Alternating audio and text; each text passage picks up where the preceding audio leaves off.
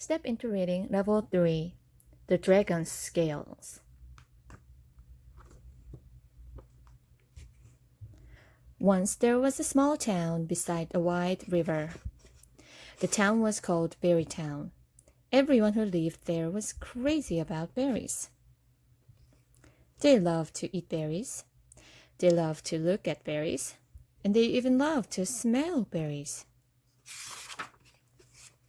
In the spring, the people of Berry Town went over the bridge across the river and to the field. There they planted all kinds of berries. Strawberries, blueberries, blackberries, raspberries, and even huckleberries. In the summer, when the berries were ripe, there was a big parade. Everyone marched through the town on their way to the berry field. But one year, when the people of Berry Town reached the bridge, something was wrong. That something was very big, very scowly, and very scary.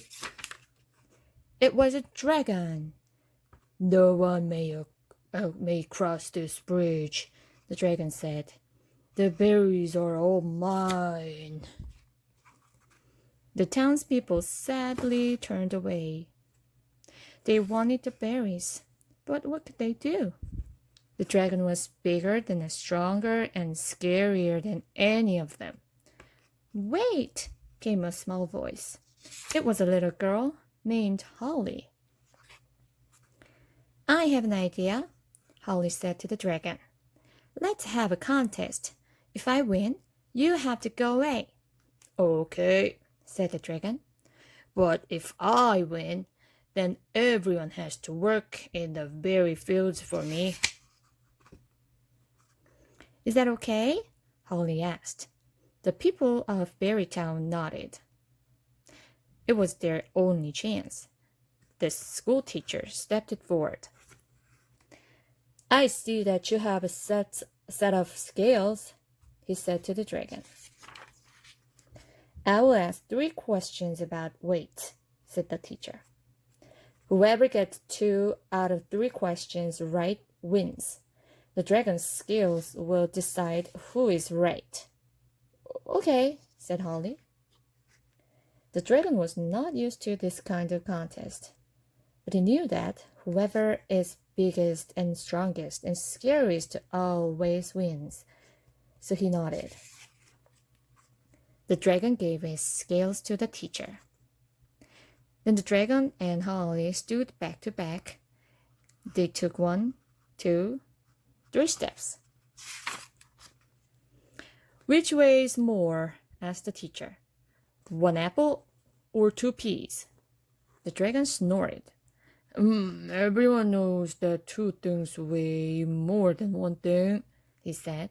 "So 2 peas weigh more than 1 apple." "2 things don't always weigh more than 1 thing," said Holly. "What matters is how heavy the things are. I know that an apple is heavier than 2 peas." "Let's see who's right," said the teacher. The teacher put the apple on one side of the scales. He put peas on the other. The apple side went down. The pea side went up. The apple weighed more than the peas. The townspeople cheered. The dragon snorted. Holly and the teacher smiled. "Next question," said the teacher. "Which weighs more, a little bag of gold or a big bag of cotton?" "Big things weigh more than little things," said the dragon. "So the big bag of cotton must weigh more than a little bag of gold." "Just because one thing is bigger than another doesn't mean it's heavier," said Holly. "I know that even a big bag of cotton is lighter than a little bag of gold." "Who is right this time?" said the teacher. The teacher put the bag of gold on one side of the scales, and he put the bag of cotton on the other.